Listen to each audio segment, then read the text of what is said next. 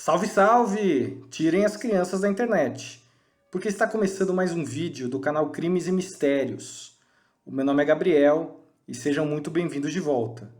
E hoje nós vamos falar sobre o mistério no Velho Oeste, uma série de desaparecimentos e assassinatos ocorridos no estado de Kansas, nos Estados Unidos, que entraram para a história do país. Vamos aos fatos.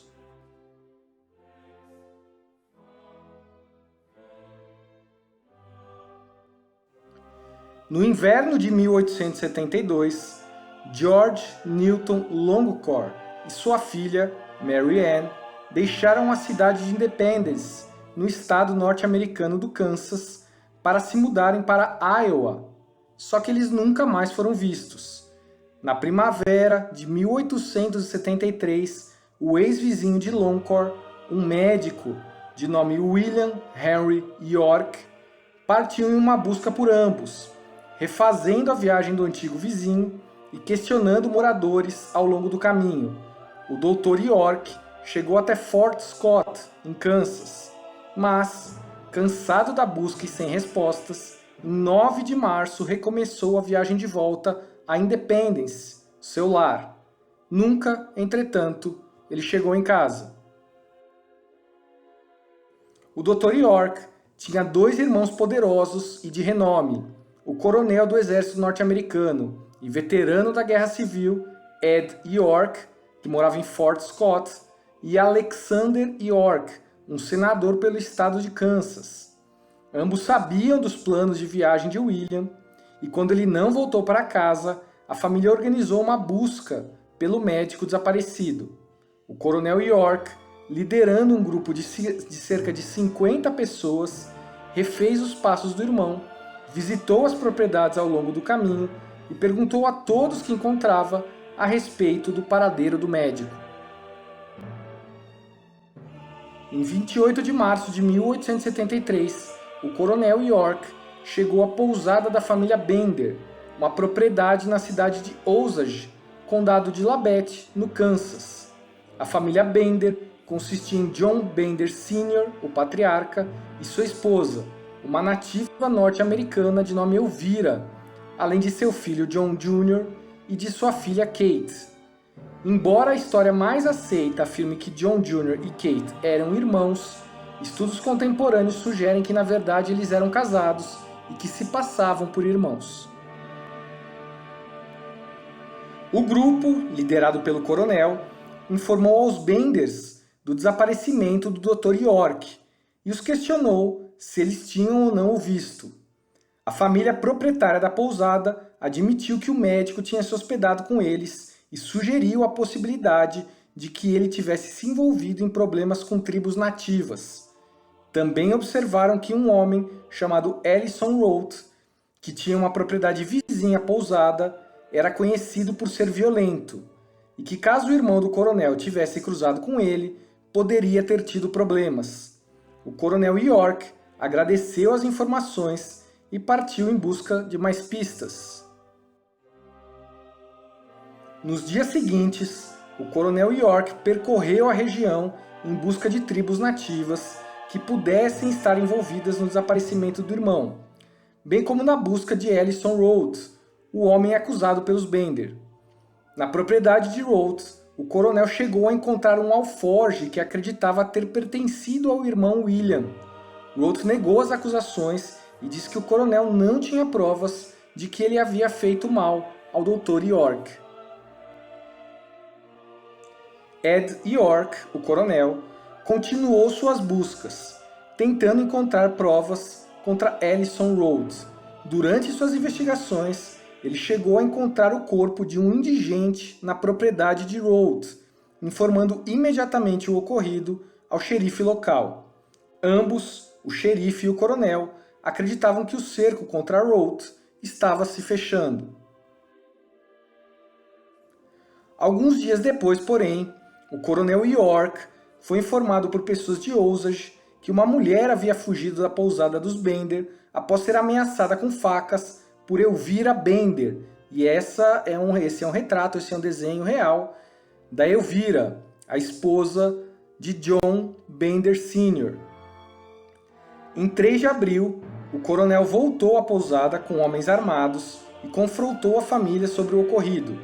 Ele foi informado que Elvira, uma nativa norte-americana, não conseguia entender inglês. Os demais Bender negaram veementemente a alegação. York, porém, insistiu na acusação, e nesse momento, Elvira ficou furiosa. Disse que a mulher que ela havia ameaçado era uma bruxa e que tinha amaldiçoado seu café, e ordenou que os homens saíssem de sua casa. Nesse momento, obviamente, ela acabou se traindo e revelando que na verdade possuía total domínio da língua inglesa, o que pareceu muito suspeito ao coronel. Antes de York partir, Kate, e essa é uma foto real da Kate, naquela época já existia câmera fotográfica, a filha dos Benders, que diz a lenda que era muito bonita, e realmente na foto ela parece ser uma mulher muito bonita, ela se apresentava como cartomante e mediúnica, e pediu ao coronel que ele voltasse sozinho na noite de sexta-feira seguinte, para que ela, usando suas habilidades de clarividência, pudesse ajudá-lo a encontrar seu irmão. Surpreendentemente, o coronel York de fato retornou no dia seguinte, mas antes da sessão começar, ele notou que John Bender Sr. possuía um relógio de ouro idêntico ao do seu irmão William. Mais uma vez confrontada, a família Bender novamente expulsou o coronel de suas instalações. A essa altura, York e seus homens estavam convencidos de que os Bender eram culpados e queriam enforcá-los todos, mas o coronel insistiu que as investigações cabiam ao xerife local. Na mesma época, comunidades vizinhas começaram a fazer acusações de que a cidade de Osage era uma área famosa por desaparecimentos não esclarecidos, e uma reunião foi organizada pelo município para discutir o assunto na escola de Harmony Grove.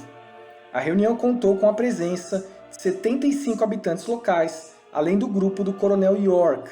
Depois de discutir sobre os desaparecimentos, incluído aí o de William e York, foi acordado que um mandado de busca seria obtido para revistar todas as propriedades entre Big Hill Creek e Drum Creek, rios que cercavam a região. 3 dias depois da reunião do município, um homem chamado Billy Toll estava conduzindo gado na frente da propriedade dos Bender quando percebeu que a pousada estava abandonada e que os animais dali não comiam.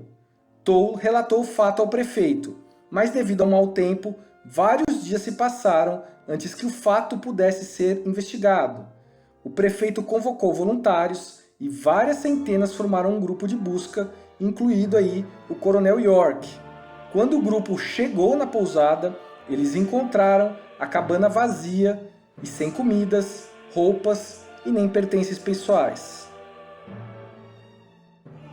O mau cheiro logo foi percebido e rastreado até um alçapão debaixo da cama, pregado. Era uma armadilha. Depois de abrir a armadilha, a sala vazia abaixo, com 1,80 m de profundidade, 2 metros quadrados na parte inferior e 1 metro quadrado na parte inferior, descobriu-se que havia sangue coagulado no chão. O piso de laje de pedra foi quebrado com marretas, mas nenhum corpo foi encontrado, e foi determinado que o cheiro era de sangue que havia encharcado o solo. Os homens então levantaram fisicamente a cabana e a moveram para o lado para que se pudesse cavar sobre ela, mas não foram capazes de encontrar ainda qualquer cadáver. Eles então começaram a sondar o solo ao redor da cabana com uma haste de metal, especialmente no solo revolvido na horta e no pomar da propriedade, e ali o corpo do Dr. York foi encontrado, mais tarde naquela noite, enterrado de bruços, com os pés logo abaixo da superfície. A sondagem continuou até meia-noite, com outros 9 locais suspeitos de túmulos marcados, até que os homens estivessem satisfeitos de que eles haviam encontrado todos os corpos e se retirassem para a noite. E aí é uma foto real da escavação feita na propriedade dos Bender. A escavação recomeçou na manhã seguinte. Outros 8 corpos foram encontrados em 7 das 9 sepulturas suspeitas, enquanto um foi encontrado no poço, junto com várias partes de corpos. Todos, exceto um, tinham tido suas cabeças esmagadas com um martelo e suas gargantas cortadas, e foi noticiado nos jornais que todos haviam sido mutilados indecentemente, conforme palavras da época. O corpo de uma jovem foi encontrado sem ferimentos suficientes para se determinar a causa de sua morte. Especulou-se então que ela havia sido estrangulada ou então enterrada viva. Um jornal do Kansas noticiou que a multidão ficou tão furiosa depois de encontrar os corpos que um amigo dos Bender, chamado Brockman, que estava entre os espectadores, foi enforcado em uma viga da pousada até ficar inconsciente. Foi então revivido e interrogado sobre o que sabia, sendo depois enforcado novamente. Após o terceiro enforcamento, eles o soltaram e ele cambaleou para casa como se, entre aspas, estivesse bêbado ou enlouquecido. Um livro de orações católico romano foi encontrado na casa dos Bender com notas escritas em alemão, que mais tarde foram traduzidas. Os textos diziam, abre aspas, Jonah Bender nasceu em 30 de julho de 1848, fecha aspas. E também, abre aspas, John Gerhard veio para a América em 18 de julho, fecha aspas, sugerindo que John Sr. pudesse ser um imigrante alemão. Outras notas como Grande Matança, 8 de janeiro e O Inferno Partiu foram encontradas no texto. A notícia dos assassinatos se espalhou rapidamente e mais de 3.000 pessoas, incluindo repórteres de lugares distantes como Nova York e Chicago, visitaram o local. A cabana dos Bender, que você vê aí na foto, é uma foto real, foi destruída por caçadores de souvenirs que levaram tudo, incluindo os tijolos que revestiam o porão e as pedras que revestiam o poço. Após as investigações, as autoridades concluíram que quando um hóspede ficava na pousada dos Benders, os anfitriões dariam ao hóspede um lugar de honra à mesa, que estava posicionada sobre um alçapão que levava ao porão. Com a vítima de costas para uma cortina que dividia a sala, Kate, que como eu já disse era muito bonita, distraía o convidado com seus encantos, enquanto John Bender Sr. ou seu filho, John Jr., saíam de trás da cortina e batiam do lado direito do crânio do convidado com um martelo. A garganta da vítima era então cortada por uma das mulheres para garantir a morte. O corpo era posteriormente jogado pelo alçapão. No dia seguinte, o cadáver seria retirado e enterrado em algum lugar da propriedade, geralmente no pomar. Embora algumas das vítimas fossem muito ricas, outros carregavam pouco valor ou pertences, e se supõe daí que os Bender as matavam simplesmente pelo prazer da emoção. Testemunhos de pessoas que ficaram na pousada dos Bender e conseguiram escapar antes que pudessem ser mortos, corroboraram as conclusões das autoridades quanto ao método de execução. William Pickering, um dos sobreviventes, disse que quando se recusou a sentar-se perto da cortina por causa das manchas, foi ameaçado com uma faca por Kate Bender e então fugiu do local. Um padre católico afirmou ter visto um dos homens de Bender escondendo um grande martelo, então ele ficou desconfortável e partiu rapidamente. 2 outros homens que viajavam para a pousada para experimentar os poderes psíquicos ou os supostos poderes psíquicos de Kate Bender ficaram para o jantar, mas também se recusaram a sentar à mesa ao lado da cortina, preferindo comer sua refeição no balcão principal da sala. Kate então se tornou hostil com eles e pouco depois os 2 Bender emergiram de trás da cortina. Nesse ponto, os clientes, assim como tinha acontecido ao padre, começaram a se sentir desconfortáveis e decidiram ir embora. Uma decisão que provavelmente salvou suas vidas. Mais de 1 dúzia de buracos de balas, e esse é um detalhe interessante, foram encontrados no teto e nas laterais da pousada. A imprensa especulou que algumas das vítimas, portanto, tentaram revidar após serem atingidas pelo martelo. A maioria, porém, acabou morta.